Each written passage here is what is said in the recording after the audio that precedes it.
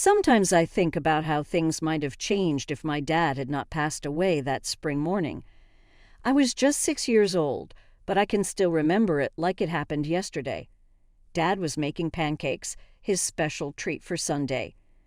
He always made them into silly faces that made me laugh. Mom was putting the table together, singing a song I can't recall now. "Lily, princess, come help your dad flip these great pancakes," Dad called, waving his spatula like a magic wand. I got off the couch, leaving my favorite stuffed bunny there, and ran to the kitchen. That was the moment it happened.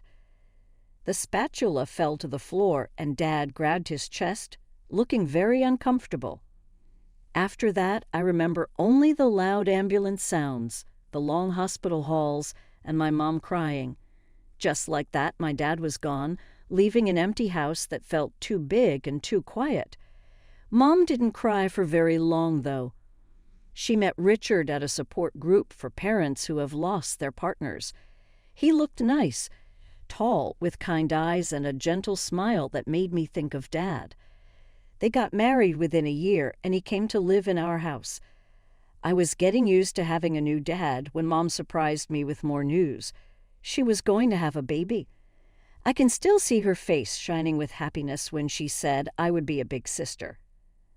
I was 8 years old when Tommy was born, and that's when everything changed for me. That was when Mom stopped working as a teacher for young kids. "Tommy needs me," she would say if anyone asked her about her choice. The first years are really important for how a child grows and learns. I wanted to ask about my early years and if they were important too, but I couldn't get the words out. I saw Mom's world get smaller and smaller until it was all about Tommy. She would forget to pack my lunch for school and then seem surprised when I said I was hungry at dinner. "Oh, I'm sorry, dear," she said, not really paying attention as she turned back to Tommy. I had a lot to do with Tommy's doctor's appointment today. It happened more than once or twice. It became what we do now. Richard saw. I saw him looking at Mom with a worried face while she took care of Tommy, not paying any attention to me. One evening, while I was sitting alone and doing my homework, he came and sat next to me. "You know, Lily," he said softly while helping me with my math problems, "sometimes people focus so much on one thing that they forget to notice other things they might be missing." As Tommy got older, the stress in our home became hard to miss. Richard talked to Mom many times about her focus on Tommy, but it always ended the same. Mom got upset and angry. I recall one evening when Richard mentioned it at dinner.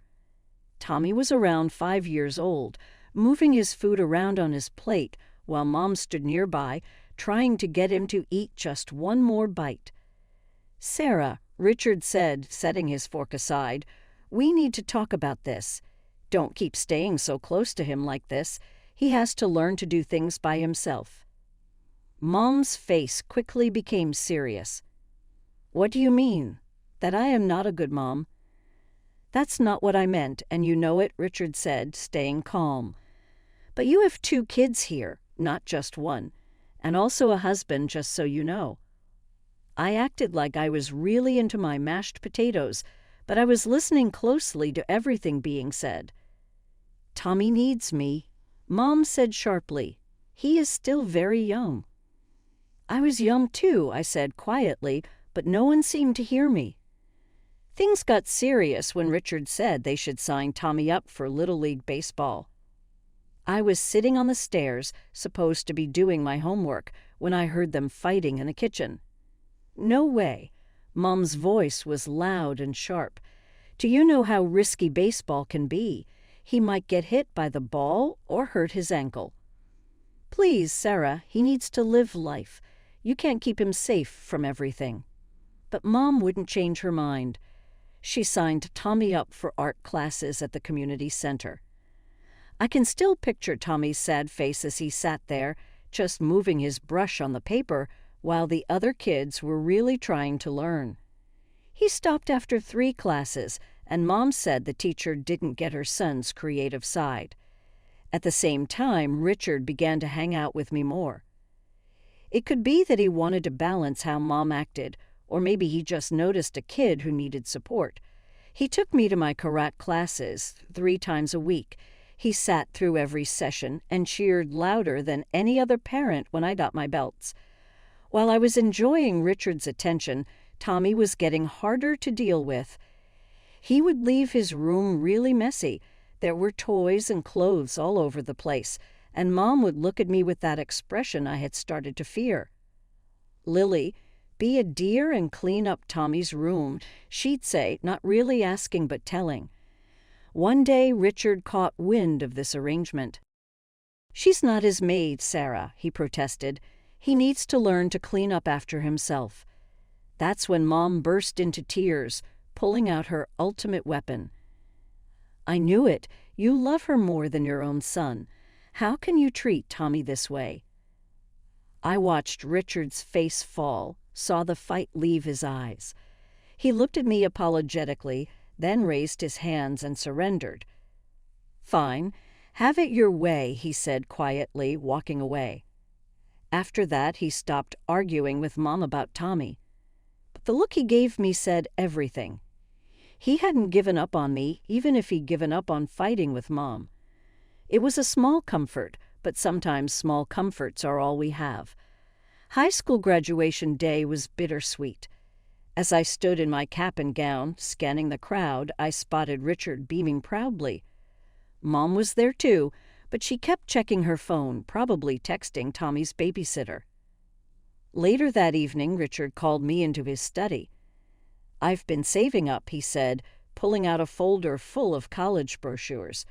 "You can go wherever you want. Lily, sky's the limit." Before I could respond, Mom burst in. "You can't be serious," she exclaimed. "That money should be saved for Tommy's future. He's going to need it more." Richard's face hardened, an expression I'd grown familiar with during these confrontations. "This is non-negotiable, Sarah. I've already made my decision." I ended up choosing Marshall University in West Virginia. Far enough to start fresh, but not so far that I couldn't visit occasionally. The day Richard helped me move into my dorm, Mom couldn't come because Tommy had anxiety about her leaving. College life and independence. College life was exactly what I needed. For the first time, I felt free from the shadow of being the less favored child. I called home weekly, but my conversations were mostly with Richard. Mom was always too busy with Tommy.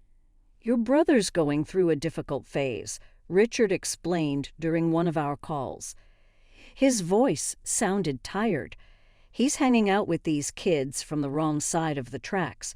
I tried getting him involved in some after-school programs, but your mother—" "Let me guess," I interrupted. "She said you were being too hard on him." "Exactly," Richard sighed. "She called me a tyrant for suggesting he might need some structure. She says I don't understand how sensitive he is." Drift and contrast. My visits home became less frequent as Tommy's behavior worsened. When I did come, he barely acknowledged my existence. Holed up in his room with his video games, the few times I caught glimpses of him, he looked pale and angry. His eyes were glued to various screens. After graduation, I landed a job at DOA in their consulting division. I stayed in West Virginia, building my career while watching from afar as my brother descended further into his self-imposed isolation. During one of my rare visits home, I tried knocking on his door. "Tommy, want to grab lunch?" My treat. All I got in response was the sound of gunfire from whatever game he was playing. Mom, passing by in the hallway, just shrugged. "He's not feeling social today. He's very stressed, you know." The contrast between our lives couldn't have been starker.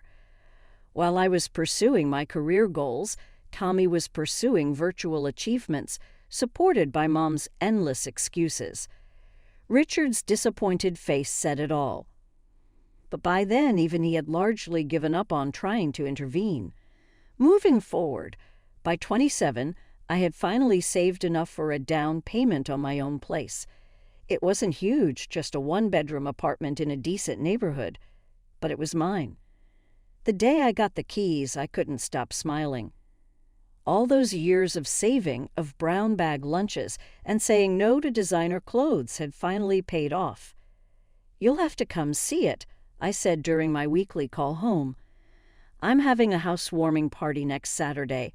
I'll cook dinner, Richard. I'm even making your favorite lasagna." "Wouldn't miss it for the world, kiddo," Richard replied warmly. Mom's voice cut in on the other line. "Oh, honey, I don't think we can make it.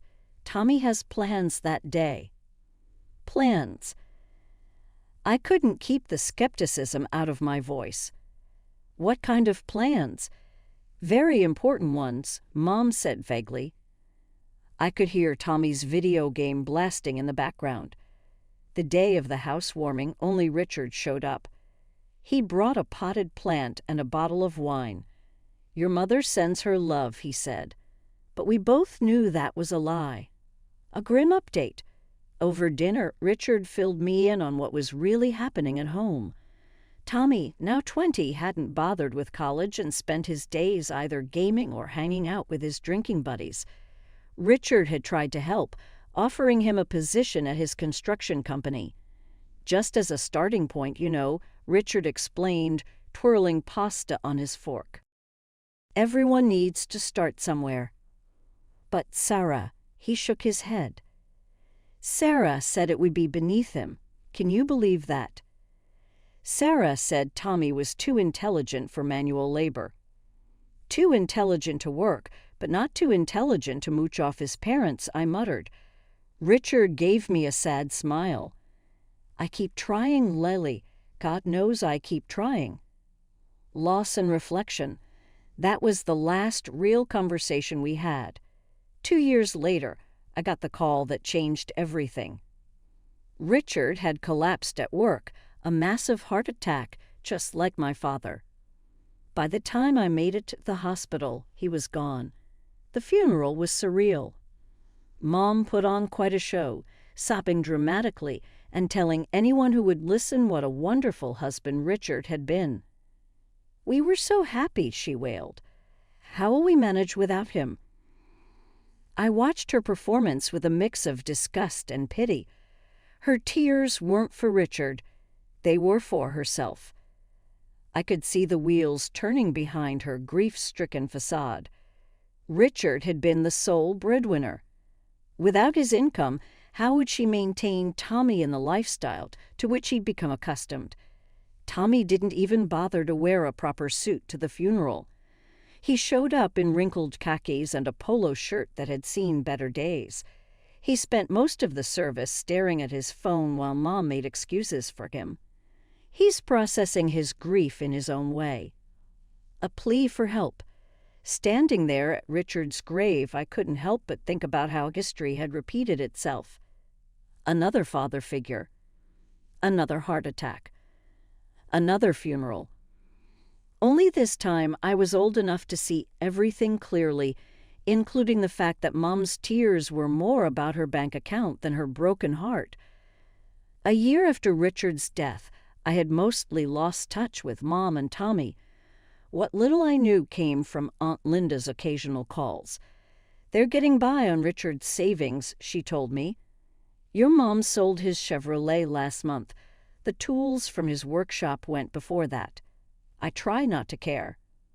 I really did. But when Mom's number flashed on my phone one Tuesday evening, my heart still skipped a beat. Lily, her voice sounded smaller than I remembered. "I need you to come home. Please." Something in her tone made me book a flight for the next day. When I pulled up to our old house, I barely recognized the place. The once pristine lawn Richard had meticulously maintained was overgrown with weeds. Paint peeled from the window frames and one of the shutters hung crooked. But the house wasn't the only thing that had aged poorly. Mom opened the door, and I had to suppress a gasp. The vibrant woman I remembered had been replaced by someone who looked 20 years older than her actual age. Deep wrinkles lined her face, and her hair, which she'd always kept perfectly colored and styled, showed stark gray roots. "Come in," she said, leading me into the living room. The house smelled musty, and dishes were piled in the sink. A thin layer of dust covered everything. This from the woman who used to make me rewash plates if she spotted a single water spot. "Mom, what's going on?" I asked, settling onto the couch. A spring dug into my thigh, another thing Richard would have fixed immediately. She broke down almost immediately. "We're running out of money, Lily. My pension barely covers the utilities and the savings." She twisted her hands in her lap. "They're almost gone. What about Tommy? Is he helping with expenses?" Mom's face did this complicated dance between embarrassment and defensiveness. "He's looking for work. It's not his fault. These employers, they just don't understand him. The last place wanted him to start at 8:00 a.m. You know Tommy's not a morning person. And the one before that expected him to do manual labor. With his intelligence," I felt my jaw tightening. "Mom, at his age and with no experience, he can't exactly be picky about." "You don't understand," she cut me off, her voice rising to that familiar pitch that always preceded a Tommy defense. Then abruptly her tone changed. "Lily, we need your help. We won't survive without it. I hate to ask, but you're doing so well in your career." I knew it was coming. Part of me wanted to refuse to remind her of all the times she chose Tommy over me. But looking at her worn face, the trembling hands, the desperate eyes, I couldn't. "How much do you need?" When she said $1,500 per month, I nearly choked. That was a significant chunk of my salary, but I found myself nodding anyway. "Where's Tommy now?" I asked as I prepared to leave, already regretting my decision. "Oh, he's at a job interview." Mom brightened slightly. "A very promising position with a tech company." Through the window, I could see Tommy's bedroom light on and the familiar flicker of his computer screen. Some things never changed. True to my word, I set up an automatic transfer of $1,500 to Mom's account every month. Each time I saw that deduction from my bank balance, I told myself it was the right thing to do, even if it meant postponing my own plans for a bigger apartment or a new car. I started visiting more frequently, though each visit felt like walking into a time capsule. Tommy was always there, either glued to his computer screen or sprawled on the couch with a beer in hand. "How's the job search going?" I'd ask. "Mind your own business," he'd snap, or sometimes just grunt and turn up the volume on his game. During the holidays, I couldn't stand seeing the living room in such disrepair. The wallpaper was peeling and there was a water stain on the ceiling that would have driven Richard crazy. I spent my Christmas bonus hiring contractors to fix it up. When Mom sprained her ankle in February, I called to check on her. "Oh, it's not so bad," she said, though I could hear the pain in her voice. "Is Tommy helping you?" "He's busy with some online interviews." I hired a home health aide the next day.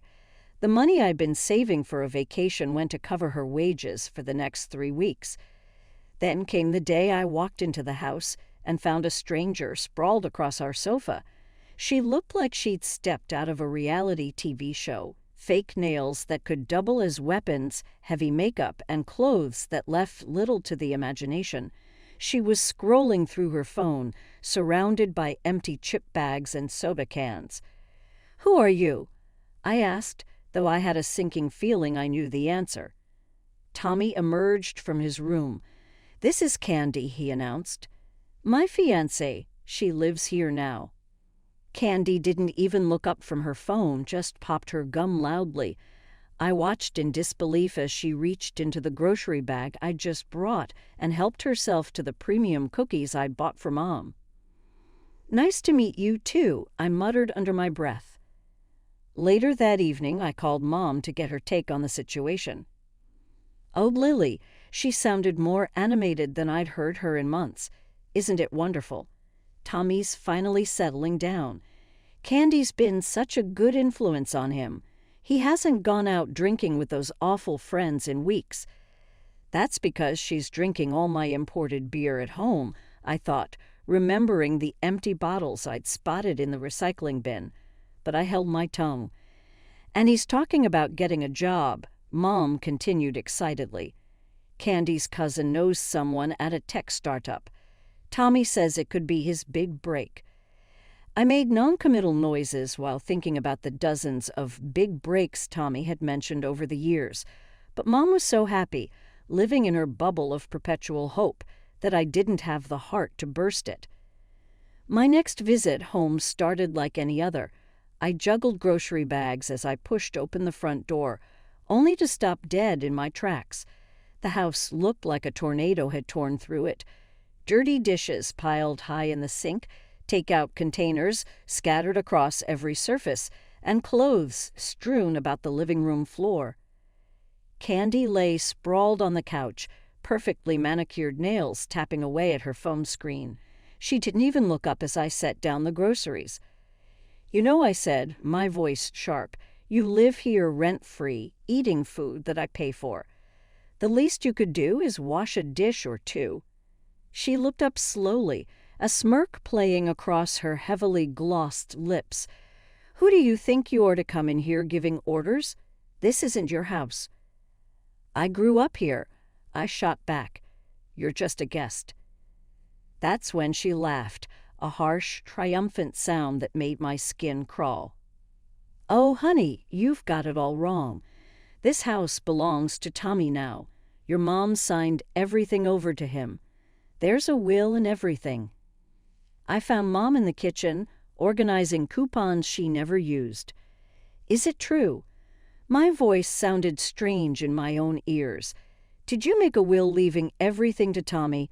She wouldn't meet my eyes at first, fiddling with the papers in front of her. Then something seemed to harden in her expression. "Yes," she said flatly. "It's true." "I don't understand." The words came out barely above a whisper. "I'm the one helping you. I'm the one sending money every month. Tommy doesn't work, doesn't contribute anything." "Don't you dare talk about your brother that way." Mom's voice rose sharply. "You don't understand him. You never have." "Understand what?" "That he's a parasite.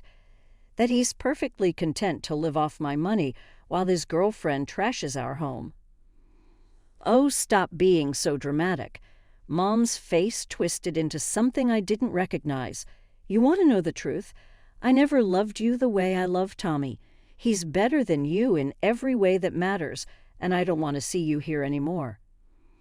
The words hit like physical blows. All these years I told myself that Mom did love me. She just showed it differently. That somewhere beneath her obsession with Tommy, she cared about me too. Now I knew better. I turned and walked out, Candy's triumphant laughter following me down the hall. 21 years of hoping, of making excuses, of trying to earn my mother's love. All of it ended with the quiet click of a door closing behind me. The drive home from Mom's house was a blur. I don't remember the 4-hour trip, don't remember climbing the stairs to my apartment, don't even remember sitting down on my couch. But I do remember the moment of clarity that came as I stared at my phone's banking app. The automatic transfer to Mom's account, $1,500 every month for the past year. My finger hovered over the screen for a moment before I decisively clicked Cancel Recurring Payment. For the next few weeks, I threw myself into work, trying to ignore the hole in my budget that suddenly felt like an opportunity rather than a burden. I started researching investment options for the money I'd been sending home. Maybe I could finally start saving for a house of my own, a real house, not just an apartment. Then, exactly 1 month after my last visit home, Mom called. The money didn't come through, she said without preamble. No hello, no how are you. There must be some mistake with the bank.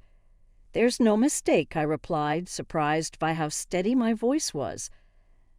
"I canceled the transfers." There was a moment of stunned silence before she exploded. "You what? How dare you? After everything I've done for you." I actually laughed at that. "Everything you've done for me? Like what, Mom?" "Forgetting my existence, forcing me to be Tommy's maid, telling me you never loved me."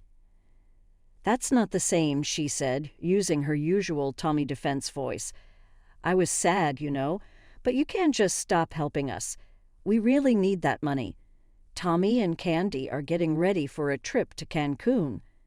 "Do they want a break?" I spoke up, my voice getting louder. "What does Tommy need a vacation from? Really? Are you playing video games? Are you having a beer?" "Mom, I want to share something with you. Tommy does not need a break. He wants a job." "You shouldn't talk about your brother like that. You're only feeling jealous because—" "Why is that? Did you leave everything to him?" "Okay, you chose what you wanted. Now he can look after you." "You ungrateful, money-loving little—" Her rant turned into a flow of blame and requests. I let her talk for a bit before I said anything else. "Goodbye, Mom. Please don't call me again." I blocked her number before she had a chance to reply. But Mom had more to say. In the next few weeks, messages began coming in from all kinds of places. Facebook messages about her trouble with paying bills. Instagram comments about how bad of a daughter I was. Emails about all the things she did for me, most of which I didn't really remember happening. Tommy got involved as well, sending angry messages about how I was ruining the family. "Mom is sad because of you," he wrote. "You should start sending money again, or something might happen." I blocked him as well, but I replied first. "How about this? Think about getting a job." Candy even tried to contact me, on LinkedIn of all places, with a long message saying that I was hurting my poor mother's feelings and that Tommy was too sensitive to deal with work stress right now. I really liked her creativity, at least. It has been 6 months now. I'm not sure how they are doing, and for the first time ever, I don't feel bad about it. Maybe they have finally understood that Tommy needs to take care of himself. Maybe they are still waiting for me to give in and start sending money again. Maybe they found another person to control. I really don't need to know. I know that the $1,500 I used to send them each month is now saved for a down payment on my own house. I sleep better at night now. I don't get woken up by angry messages or guilt calls anymore.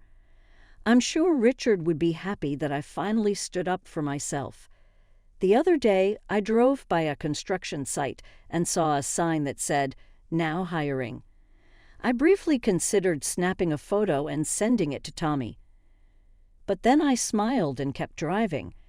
Their issues are not my issues anymore. At last, after so many years, I am free.